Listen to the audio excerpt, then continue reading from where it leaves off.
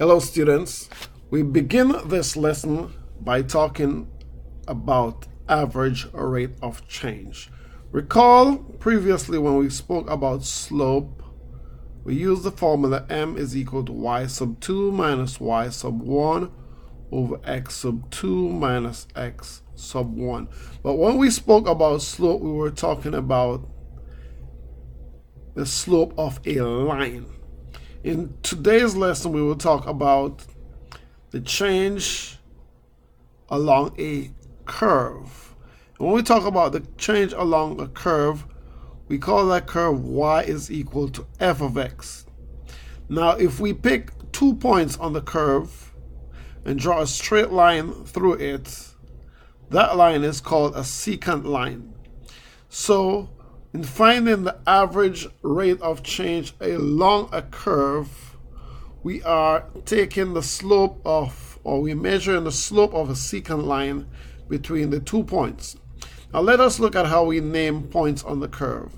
Instead of x sub 1, y sub 1, we will write x sub 1, f of x sub 1, because y was equal to f of x. And the next point is x sub 2, f of x sub 2. So the slope of the secant line,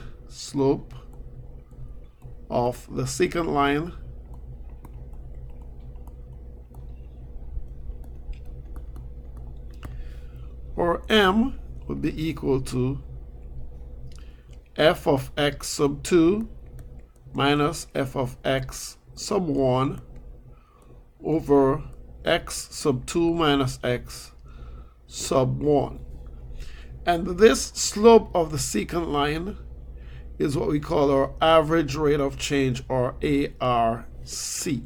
Okay, so average rate of change would be f of x sub 2 minus f of x sub 1 over x sub 2 minus x sub 1. So that is our formula for our average rate of change.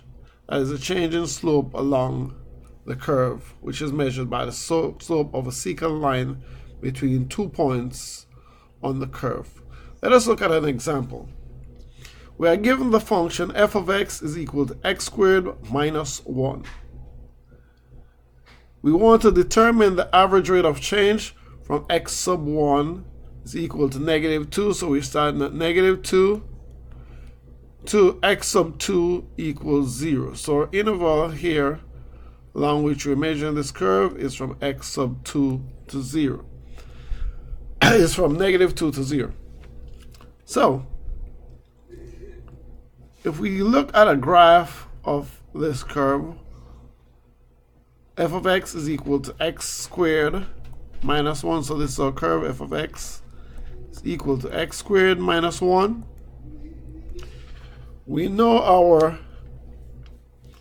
x sub 1, which is negative 2, and our x sub 2, which is 0. So we know x sub 1 is negative 2, and x sub 2 is equal to 0. The f of x sub 1, even though it is plotted here on the curve, we want to calculate that algebraically from x squared minus 1. So that would be negative 2 squared minus 1, which is 4 minus 1 equals 3. And the f of x sub 2 would be 0 squared minus 1, which would be 0 minus 1, which is equal to negative 1. So we have our parts for our ARC. Remember, our ARC was f of x sub 2 minus f of x sub 1 over x sub 2 minus x sub 1. Now what is f of x sub 2? F of x sub 2 was negative 1. Minus f of x sub 1, f of x sub 1 was 3 over x sub 2, which was 0, minus x sub 1, which was negative 2. So that would be negative 1 minus 3, that is negative 4 over 0 plus 2, that gives us 2. So our final answer, ARC, would be negative 2. Again, looking at it, our ARC equals negative 2 means that the average rate of change of this line, this curve, f of x is equal to x squared minus 1. It's given by the slope of the secant line passing through the points negative 2, 3, and 0, negative 1, and the slope of that secant line is negative 2. Okay, so we have determined the average rate of change in this instance to be negative 2. Next, we shall talk about systems of linear equations. Systems of linear equations. Now, in our work with lines, we will commonly work with systems. A system could consist of, say, 2 lines. Okay? Systems of linear equations. And we are trying to find, in this system of linear equations, what would be a solution. For example, if these 2 lines were supposed to meet, what would be a solution? So 2 methods of solving systems of linear equations algebraically are elimination, and another one is called substitution. On a graph, if we were just plotting, let's say, 2 lines on a graph, the solution would be at the intersection. So if this was line 1, it was line 2, the solution would be at the intersection of the graph, right? And it's usually a coordinate pair, x, y, that is the solution. Okay, so let us look at ways of solving systems of linear equations algebraically, right? So example here, solve the following system of linear equations. Y is equal to 2x minus 3, and 2y would be equal to x plus 3. So these are 2 different equations. We can call one equation 1 and the other one equation 2. Okay? So we want to use 2 methods. So let's use a method of substitution. Use substitution. Substitution. Solving by substitution, what we want to do is to find a value of one of the variables and then plug it into, use that to plug into another equation, right? So find a value of a variable in one equation and plug it into another equation. And the value that we're talking about here may be an expression. For example, in equation 1, we can have a single y. So we use y is equal to 2x minus 3 from equation 1. Let's call that just 1. And plug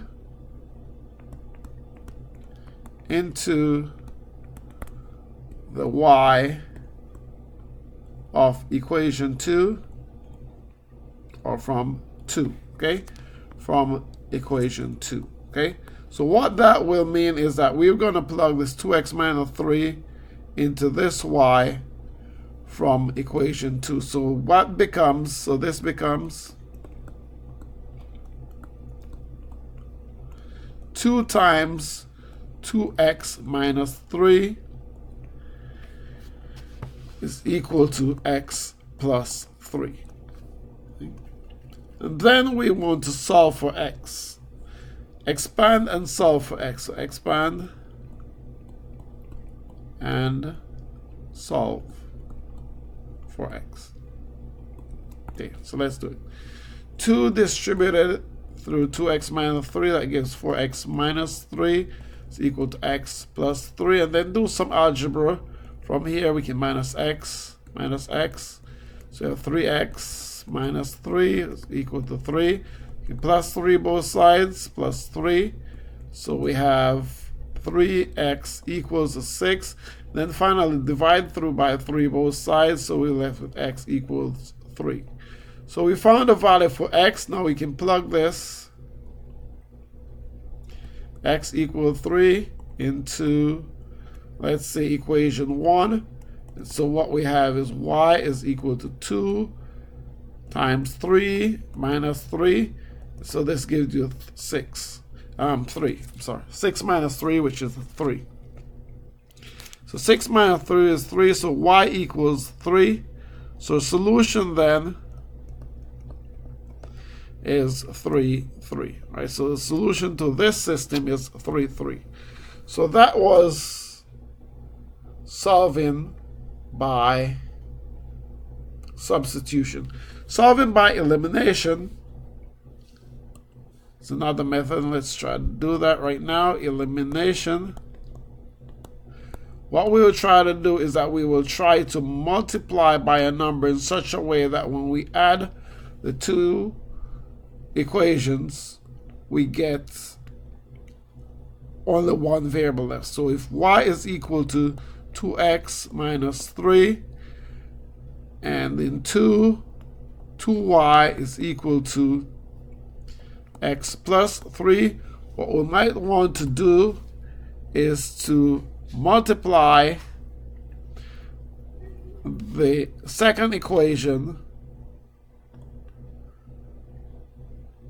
So we can times this second equation by -2, all of the second equation by -2 to eliminate x, eliminate x, right? So this will become, one will still be y is equal to 2x minus 3, and let's call this an equation 3 that you multiply by -2, and so that will be -4y is equal to -2x minus 6. Now the next thing we can do is add both equations. So when you add these two equations, we have -3y is equal to the x's are eliminated, so this becomes -9. Then we can divide through by -3, so we have y is equal to 3. Once we have y is equal to 3, from here we can just do a direct substitution into, plug into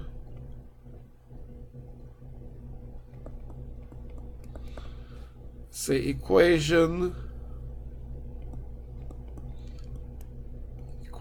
any one of these first two equations. Let's say equation 2. Okay, let's say you plug into equation 2. So we have 2 times 3 is equal to x plus 3. So 6 will be equal to x plus 3. Subtract 3 from both sides. So we end up with x equals 3. And so we have again found the same solution. Solution is 3, 3. Both ways by elimination and by substitution. Again, this should be coordinate pairs, right? Good. Let's look at another example, a quick word example. And in this word example, we have a production, 2 factories, right? Producing factory 1, producing 2 items. So let's say F1, your production, let's say is Y, 2 items,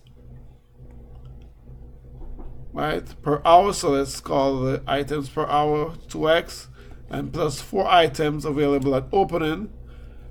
Factory 2, your production would be 1/3 of an item per hour, so 1/3 x plus 8 items at opening. Here we can use either our elimination or substitution method to just go ahead and solve this. And real quickly, I can tell you that after you do all of this, we'll end up with our final answer being solution. Just in the interest of time, I'm going to give you the solution will be 2.4 and 8.8 using either method, elimination or substitution. All right, so thank you. Please like and subscribe, and we'll discuss more of this in class.